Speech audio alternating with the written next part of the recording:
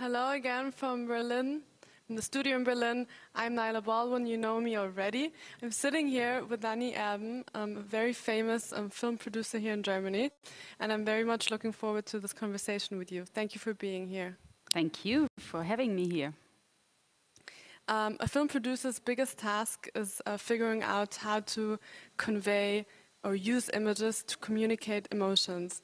How do you do that, and how do you produce emotions? We try to create characters in which the audience can identify with. For example, if we are making a film about a character and she's called Lisa and she wants to become an astronaut and fly to Mars. She wants to be the first, and on her way she will have many teas and conflicts, and perhaps she's making mistakes and she fails and she wants to give up. And then we create emotions. We all know these situations, and we can identify with her. We hope that she will manage to become an astronaut, and we are excited how the movie will end. Mm-hmm. And do you experience times where you want to convey emotions you personally don't know about? Do you know what I mean? So these are situations you haven't experienced and we don't know, but you want to change the narrative and do something unsudden, something that is surprising for the audience, or an emotion that is not very much known. Yeah, known. I mean, we have so many different kind of emotions. If we tell a good thriller or horror or a love story which ends different from what you guess in the beginning, I think you can always play with characters and tell them different, or to be somehow surprising, but you need to catch the audience's attention and to take them to the journey, to the character's journey. Yeah. Where does your passion for storytelling come from? Tell us a little bit about that. Yes, it was very early. I was always fascinated that you can catch people by telling stories, and I guess I have a lot of fantasy, so I like to entertain people, and therefore you need good stories. And when did you realize that you like telling stories? Oh, I don't know exactly when, but it was very early, and I always liked watching television, and so this is also something about story and and storytelling and reading and everything. This a world of fantasy, and I really liked it very early already. I read that your father was a cameraman for documentaries. Did he influence you a lot to become part of the film industry, or was it a coincidence? I mean, your mother, for example, she was a fashion designer, right? I mean, you could have become that too. Yes, yeah. I could have, but I can't draw. Okay. But yes, my parents, they influenced me a lot. They are both absolutely role models for me. And when my father, he used to come home from a long shoot of a documentary somewhere in the world, perhaps from India, and he would have unpacked his suitcase and he tells story. He was always so fascinated, full of experience and new stories. And he always says, Nanni, the best thing, this is my work and I get paid for it. So for me, it was very early clear, I have to do something similar. Now I'm doing something totally different, but I have the same feeling. And on the other hand, my mother, she showed me that women can be successful, professional, and that working and being a mother does not exclude each other. You've talked about your parents being your role models, but maybe you can tell me what were other role models in your life or at the beginning of your career? Yeah, I think there were so many role models. I don't have a specific role model. I read a lot of biographies, and I think it's mainly life and the many encounters to many people that influenced me. Yeah. So in the course of your career as a filmmaker, you've been responsible for more than 100 TV productions with up to 10 million viewers, including historical event series such as dramas, such as thrillers. You have been producing 30 Tatort series, and here in Germany that is a big deal. Yes. Yeah, film and series are obviously your passion, but can you give me some insights? What is crucial while producing a movie or a series? What is necessary for a good product, a good film product? Yeah, you are totally right. It's absolutely my passion. And I think for a good movie or series, first of all, you need a good idea. Then you need the best writers, directors, actors, and a realistic budget. But what was very crucial or very important for me always, that we deal with relevant topics. So I think the best film production of a movie is if we reach a huge audience and they are all very entertained, but the film is of substance and relevance for all of us. Yeah. Film production is divided, I don't want to tell you that, obviously you know that, into several phases. So. I'll tell the audience. Yes. Into many phases, right? So it's product development, pre-production, shooting, post-production, and so on. Which phase do you like best and why? I like all the phases because the project is growing in all these steps and getting better and better.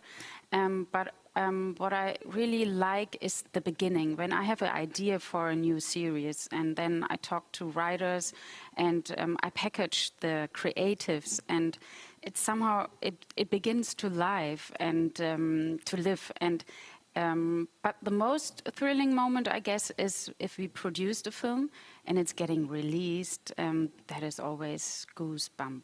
Mm-hmm.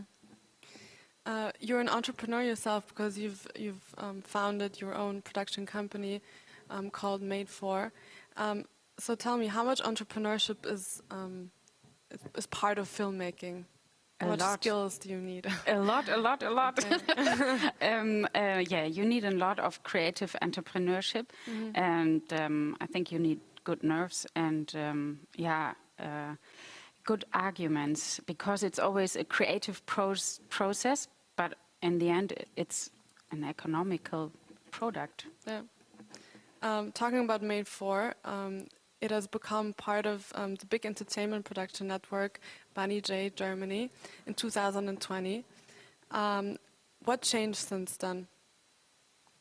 What changed, or what changed from we were joining? Yeah, we were a subsidiary of Animal Shine when we were founded, and after the acquisition of Animal Shine by Banijay, Markus Wolter, the head of Germany, he brought us directly under the umbrella, and I think it's just. We have a bigger network and international and national, and it's just very exciting and challenging with working as a small label in this huge group. Mm-hmm. But how do you benefit from being part of this group, and how do they benefit from you? I think Banijay is an association of creative entertainment producers, and we benefit from the network. So the international and the national network, we have a lot of rights, and we have a lot of exchange, and I think it's great production expertise under one roof. Mm-hmm. And I'll ask again, how do they benefit from you? They benefit from us because we are one of the fiction in the huge group. We have a lot of non-fiction labels in Germany, and so I think they somehow benefit from a different view or production side, because we are more fiction than non-fiction. Yeah. So coming to another topic, which genre do you privately enjoy most? I like all of them, because I'm a film junkie. I have a week, but I also like to see a good love story or historical topics.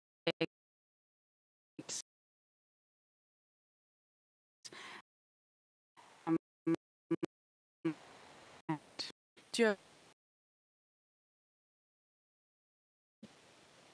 perhaps I wouldn't see so much horror movies, but everything else I like. Okay. How much emancipation is there in your work? Good question. Big question, I know. Yes. But maybe to make it more concrete, Yeah. do you feel equal to your male colleagues? And I know that's a very direct question, but have you asked yourself this question before? Never. I always felt equal. But in our company, we have 18 employees, 14 women. So perhaps you ask my 4 male colleagues if they feel equal. Okay. Good answer. You're an award-winning producer. You're a jury member at the German Television Awards. You're at the peak of your career, one could say. Have there been career-related defeats in the past couple of years? Thanks for the compliments. In my opinion, I think I'm just at the beginning of my career. But I had a lot of defeats, a lot. But I always moved on. And I'm very grateful for all the opportunities I've had. And very often I was just lucky. Mm-hmm. Can you give us just one example for a defeat? If you work on a series for, let's say, 2 years, development, shooting, everything, this is a huge process with many difficulties, highlights and lowlights. And then it's getting released and you really believed that this will be a success. And then nobody saw it. Mm-hmm. So this is a defeat a film producer have to deal with. And how do you handle that? Just move on and don't talk about it. Okay. I'm coming to the end of this conversation because we have to move on. What are or were your personal highlights in the past couple of years? Can you maybe give us an anecdote? An anecdote, okay. As you experience a lot as a producer because you have a burning location, actors running away from set, directors who want to give up. I mean, it's never boring. So, but once we had a very funny situation. We were shooting an eco-crime film on the coast of Mauritius, and we were shooting a scene where a whale was stranding, and a real one. Then suddenly. Really hundreds of tourists and locals, they really ran over us and they pushed us away and they wanted to save the whale and bring him back into the sea. But very quickly they realized that it was made out of silicon. So it was a little bit funny, but we liked it because they wanted to save the whale. And my personal highlights, I'm always living in the future, are the next series I'm going to produce because I can't wait to get them on screen to entertain you. That's a very nice final sentence for this interview. Thank you so much for being here and for sharing your knowledge and experience. Thank you. Thank you very much.